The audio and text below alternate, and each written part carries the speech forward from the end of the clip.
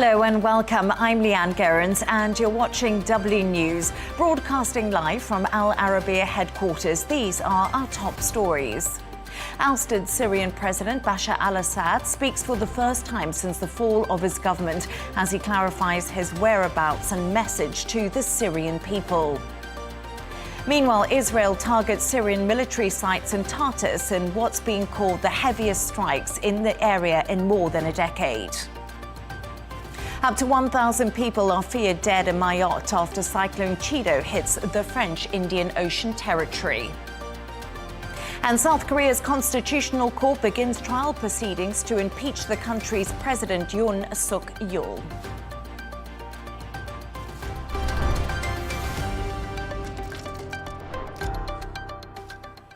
To our top story, and former Syrian President Bashar al-Assad has broken his silence for the first time since the fall of his government. Writing on the presidency's Telegram channel, the ousted leader said he planned to keep fighting opposition groups but left Damascus for Russia on the 8th of December. He added that he hoped that Syria would once again be free and independent. It comes as Israel targets Syrian military sites in the country's Tartus region, which are being called the heaviest strikes in the area for more than a decade. Let's go live to Tel Aviv to speak to our correspondent now, Trent Murray, who joins us. Trent, let's start with Assad's comments. He said he planned to keep fighting opposition forces before leaving Russia. What else has he said on Telegram, and what has the response been?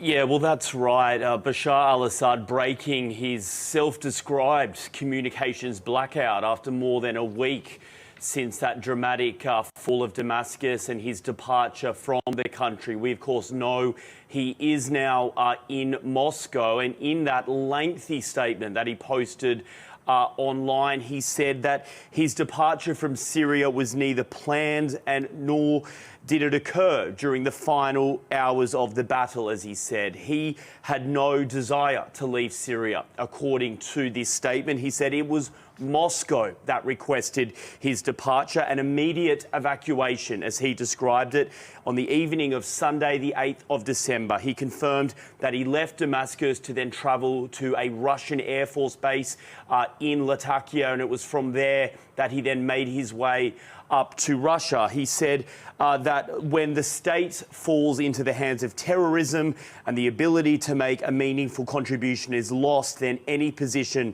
becomes void of purpose. Now, in terms of the reaction, well, as you might expect, many Syrians are reading this statement with a degree of cynicism, given the events that we've seen over the past 2 weeks and also the longer 14-year civil war. There's been many jokes even posted on places like TikTok showing Assad driving Ubers in the Russian capital, a suggestion of the fact that he probably has no occupational future in Russia. But certainly many independent analysis suggests that over the years, him and his family have moved hundreds of millions of dollars from Syria to Russia. They also have an extensive property portfolio. So one imagines that he will certainly not be struggling while he is in Russia, but also one imagines he will no longer really be quite useful to Vladimir Putin, given he is no longer the leader of Syria. And so one imagines he will somewhat take a step back from the limelight.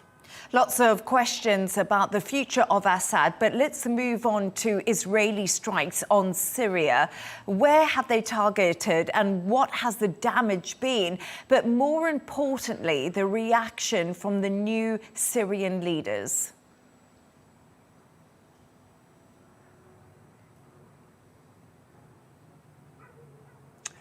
Well, overnight we saw extremely heavy airstrikes in the strategic city of Tartus, the capital, a coastal city, I should say, on the west side of the country. Extremely important militarily, and the size of the explosion suggests that whatever was hit was quite extensive. The Syrian Observatory for Human Rights is saying air defence systems were struck as well as missile storage areas, and this really does fall in line with the pattern that we have seen from Israel in recent days, really, since the fall of the Assad regime. Self-admittedly, they said they have launched hundreds of airstrikes targeting the remnants of Assad's old military bases. Their rationale is that as those troops basically abandon their posts at places like Air Force bases, naval ports and military storage sites, they don't want the weapons falling into the hands of extremists and posing a risk to the state of Israel. But as you might imagine, the new leadership in Damascus has said that there's no reason for Israel to be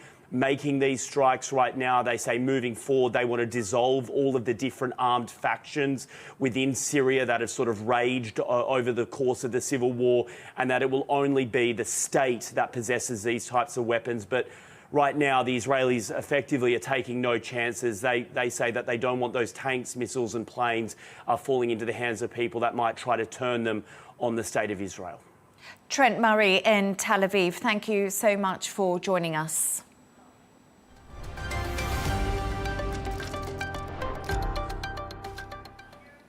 Israel's Prime Minister Benjamin Netanyahu and US President-elect Donald Trump have had a very warm phone call, according to the Israeli leader. He said they spoke about the need to complete Israel's victory and bring home the hostages being held in Gaza, something Trump has said must happen before his inauguration. Kate Fisher has this report from Washington. 20-year-old Idan Alexander is one of 100 hostages still believed to be being held by Hamas. I am an American, Israeli citizen, currently being held captive in the Gaza Strip.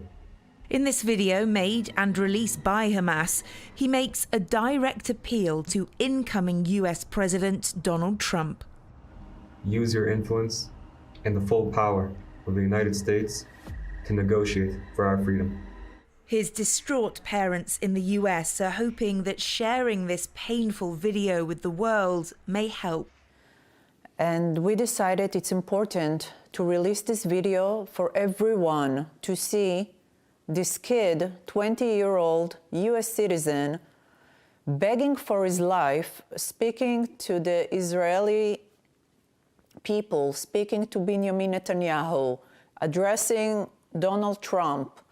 And it was crucial for everyone to see, look, he's still in captivity, he's begging for his life, and he's still alive. You need to make the deal and you need to move fast.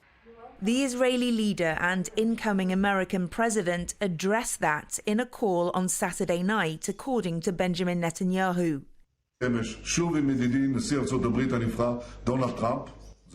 It was a very friendly, very warm and very important conversation. We talked about the need to complete Israel's victory, and we also talked at length about the efforts we are making to free our hostages. Trump has not spoken about the call, but he has said that there would be hell to pay in the Middle East if the hostages were not released before he comes into office on January the 20th. On Syria, Netanyahu said that Israel had no interest in a conflict in the country. But overnight, Israeli forces carried out heavy airstrikes targeting former Syrian army sites, according to the war monitor, the Syrian Observatory for Human Rights. I remind you that for decades, Syria was a proactive enemy state to Israel. It attacked us again and again. It allowed others to attack us from its territory. It allowed Iran to arm Hezbollah through its territory. To ensure that what happened will not happen again, we have taken a series of strong actions in the last few days. US President-elect Donald Trump has advocated for the US to extract itself from foreign wars. But as this phone call over the weekend with Benjamin Netanyahu shows, that could be easier said than done. Kate Fisher, Al Arabiya News, Washington.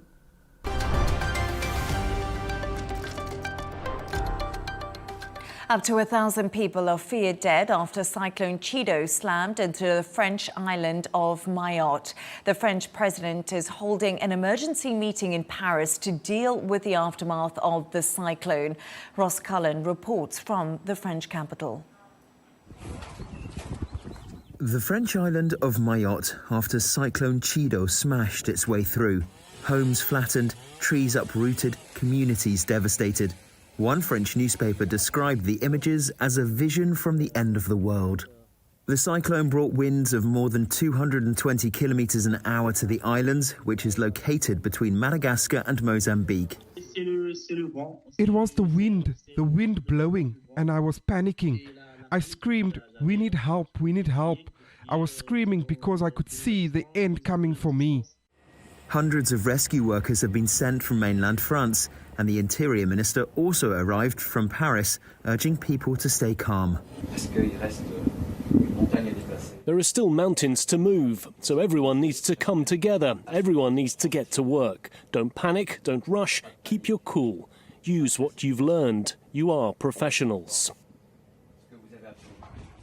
It's a race against the clock to find those still missing and support survivors whose homes have been destroyed, with water, food and shelter needed urgently. The island's airport has suffered major damage. Only ships and military aircraft can access the territory for now.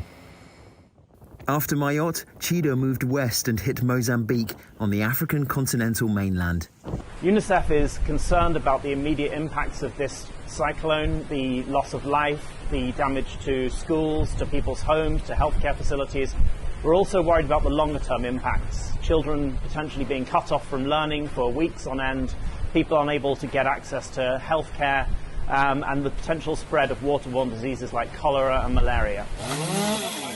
In Mayotte, there are concerns that the true impact may never be known. But what's already clear is that this was the worst cyclone to hit the territory in almost 100 years. Ross Cullen, Al Arabiya News, Paris.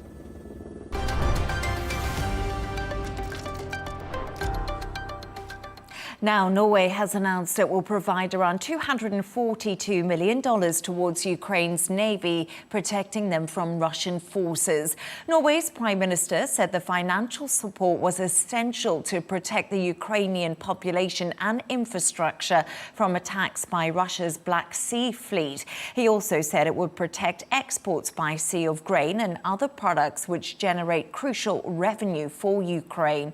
Let's go live to Kyiv, where our correspondent Alex Cadier is standing by for us.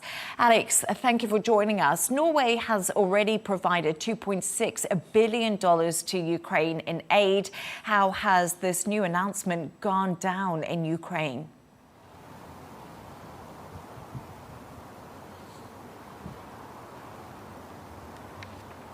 Well, it's certainly been welcomed by the Ukrainians. We know President Zelensky himself called the Norwegian Prime Minister to thank him for his country's contribution, this most recent contribution, focusing on a part of the war we haven't heard as much about recently because of the movement of Russian troops in the east of the country, that Black Sea Fleet, that Russian Black Sea Fleet, which we know has played a role in bombing and striking civilian targets across Ukraine, particularly energy infrastructure. And that is what this support from Norway is targeting, increasing support to Ukraine's navy, in particular its ability to counter those threats from this Black Sea Fleet, but also help with demining. We know the Russians have put a number of mines in the Black Sea, preventing ships, including civilian ships, from getting through parts of that Black Sea, including Ukrainian grain shipments. Very, very important to that Ukrainian economy. So certainly this kind of support, very welcome here in Ukraine. We're hearing from Russian media that troops have captured a village in Ukraine's eastern Donetsk region. What more can you tell us about this, Alex?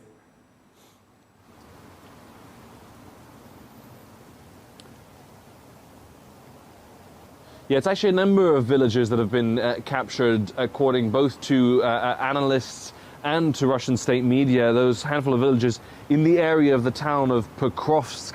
Now, to give you a sense, these individual villages that we hear about, some of them, before the full-scale invasion, had a population of 300 people. So this is very much the Russian forces inching forwards, but they are inching forwards in the Uspenivka pocket, which we are going to hear about a lot more in the coming days and weeks, because there is a real risk that a number of Ukrainian units will soon be encircled by these advancing Russian troops trying to attack them on multiple fronts. So there will be a question now for the Ukrainian armed forces in the coming days as to whether or not they keep fighting, trying to keep that pocket open and risk being encircled, or if they pull back towards Pokrovsk, which would be another loss for those Ukrainian forces. Certainly a very, very challenging situation on the front line for Ukraine. Donald Trump has been speaking in the last few minutes, and he said he plans to speak to President Putin as the carnage in Ukraine has to stop. Are the people of Ukraine feeling confident about Trump coming into the White House?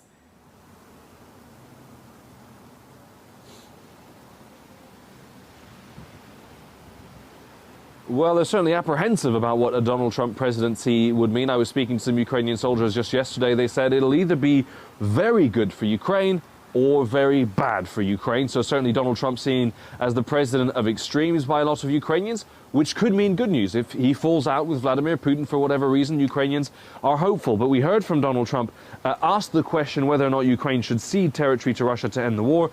He said, "I will let you know after my first meeting."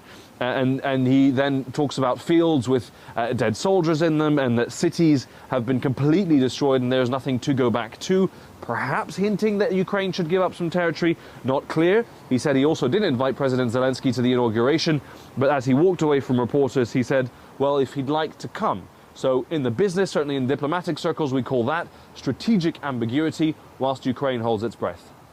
Alex Cadier in Kyiv, thank you so much for joining us.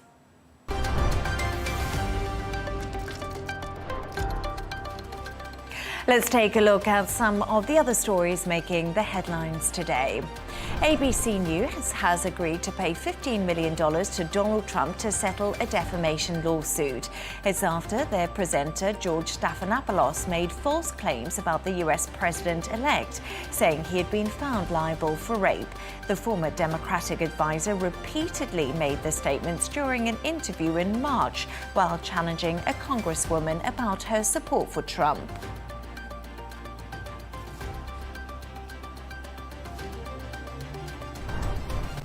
Now, German Chancellor Olaf Scholz has lost a vote of confidence in Parliament, paving the way for early elections in February. Scholz was expected to lose after the collapse of his three-party coalition government in November, which left him leading a minority administration. The collapse of the coalition was sparked by a row over money. A man accused of being a Chinese spy who has links to British royal Prince Andrew has been named as Yang Tengbao. Previously known as H6, Yang's identity was revealed today after a court order protecting his identity was lifted. Yang, who agreed to have his anonymity lifted, said he had done nothing wrong or unlawful and the allegations were entirely untrue. 5 members of the Bali 9 drug smuggling ring have returned home to Australia after spending nearly 20 years in an Indonesian prison. Australia confirmed they were back in the country, with terms of the transfer still being negotiated between the two countries. The men were among 9 people arrested in 2005 trying to smuggle more than 8 kilograms of heroin into Bali. 12 people have died from carbon monoxide poisoning at a ski resort in Georgia. 11 foreigners and 1 national were found in a sleeping area above a restaurant in the country's largest ski resort. According to police, an oil-powered generator had been turned on after the building lost power on Friday.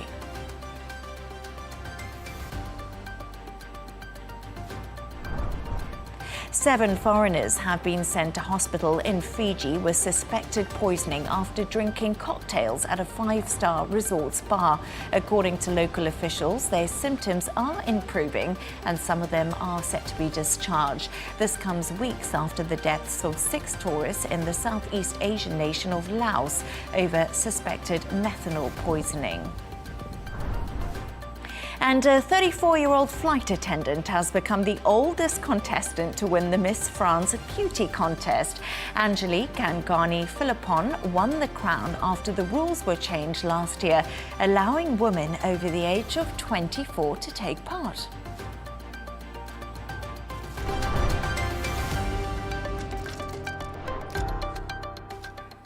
To South Korea now, and their constitutional court has kicked off proceedings today over the impeachment of President Yoon Suk-yeol, who has been suspended from office over his failed bid to impose martial law. Yoon was removed by Parliament on Saturday, with the motion passing after the opposition secured enough support from members of the ruling party. Laura Westbrook has this report. The 6 justices met to discuss plans for reviewing the impeachment, and they set the first public hearing for December 27th. Yoon is not required to attend that hearing.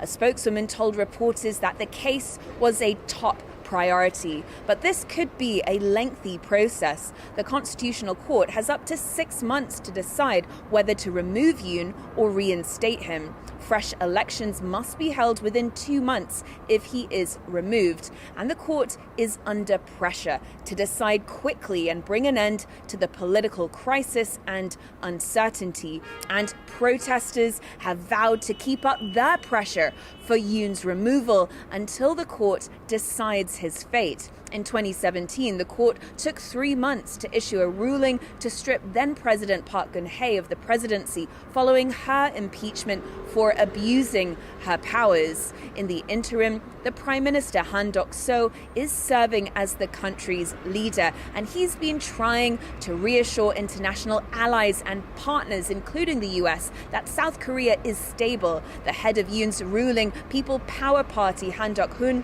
has also resigned on Monday after mounting pressure to do so. There is also another investigation into Yoon and his inner circle over potential charges of insurrection over the martial law. Yoon has defended his decision to impose martial law, and after his impeachment, he once again said he would fight until the end. He has so far been resisting calls by investigators to answer their questions. Yoon and some of his inner circle face a possible life imprisonment or even the death penalty if found guilty. Laura Westbrook in Hong Kong, thank you for joining us. Let's take a look at some of the top business news. Bitcoin has risen to a new record high, reaching $106,000 before falling to $105,000 in the Asian markets on Monday. The world's biggest cryptocurrency has increased by more than 50% since Donald Trump won the US election. It's thought the Trump administration has been more crypto-friendly than the previous Biden government. Former PayPal executive David Sachs has already been named as Trump's artificial intelligence and cryptocurrency czar. The sale of the UK's Royal Mail to billionaire Daniel Kruczynski has been given the go-ahead today.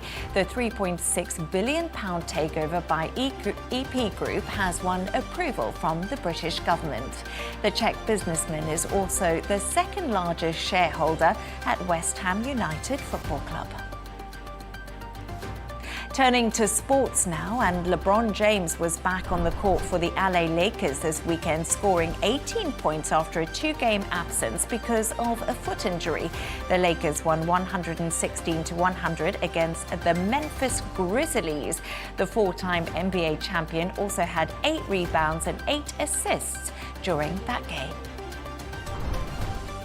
And in cricket, commentator Isha Guha has said sorry after referring to Indian bowler Jasprit Bumrah as a valuable primate. Her comments were made on Fox Sports on Sunday during India's 3rd test against Australia at the weekend and were seen as a racial slur. Guha has apologised for any offence caused.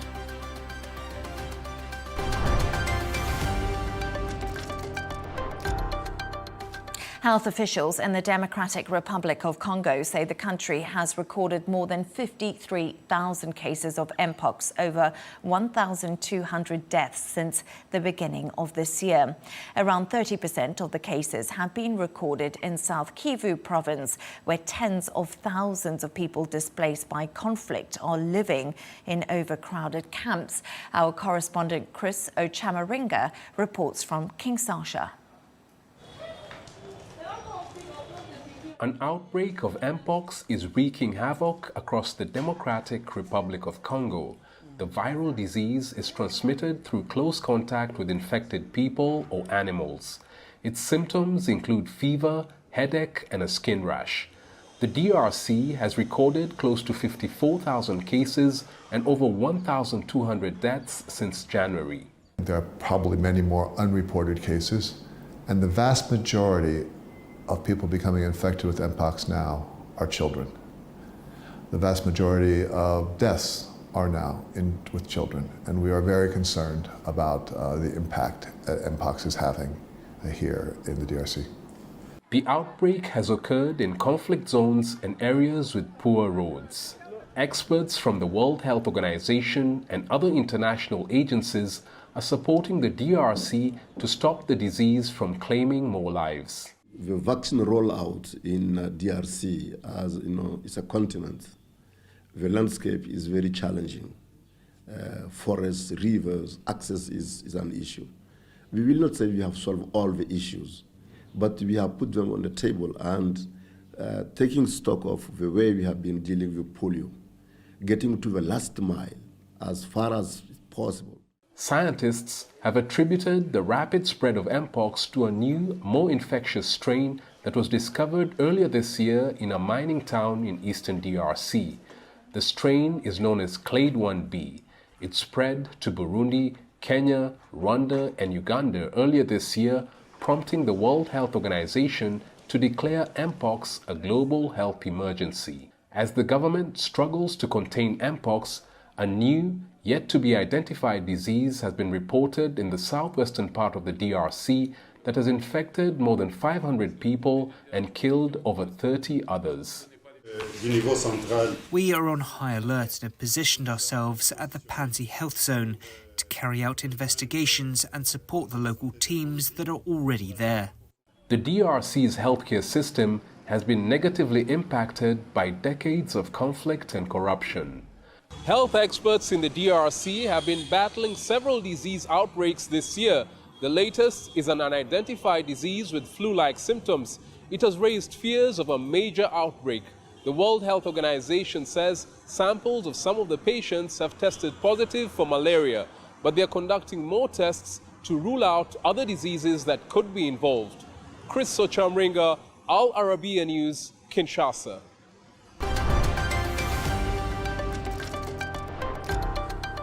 A reminder of our top stories. Ousted Syrian President Bashar al-Assad speaks for the first time since the fall of his government as he clarifies his whereabouts and message to the Syrian people. Meanwhile, Israel targets Syrian military sites in Tartus in what's being called the heaviest strikes in the area in more than a decade. Up to 1,000 people are feared dead in Mayotte after Cyclone Cadier hits the French Indian Ocean territory. And South Korea's Constitutional Court begins trial proceedings to impeach the country's President Yoon Suk-yeol. That's all from us on W News. Thank you for joining us. Riz Khan, he's coming up next. And don't miss Tom Burgess-Watson with GNT. Good night.